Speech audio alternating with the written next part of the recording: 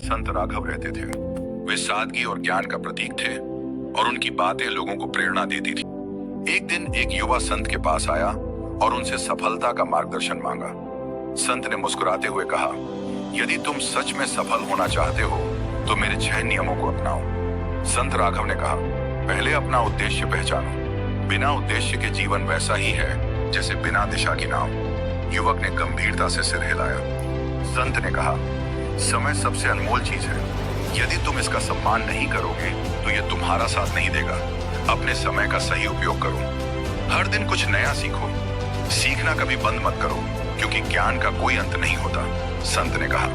संत बोले, कोई भी बड़ा काम बिना मेहनत के नहीं होता। जितनी मेहनत करोगे उतनी सफलता तुम्हारे करीब आएगी। स्वास्थ्य ही सबसे बड़ा धन है। यदि तुम स्वस्थ रहोगे तभी अपने सपनों को पूरा कर सकोगे। संत ने समझाया। संत ने युवक को समझाया, नकारात्मक विचार तुम्हें कमजोर बनाएंगे।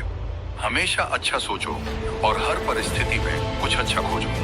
युवक ने संत के 6 नियम अपनाए और धीरे धीरे अपने क्षेत्र में एक सफल और प्रेरणादायक व्यक्ति बन गया। अब वह खुद लोगों को सफलता का मार्ग दिखाने लगा।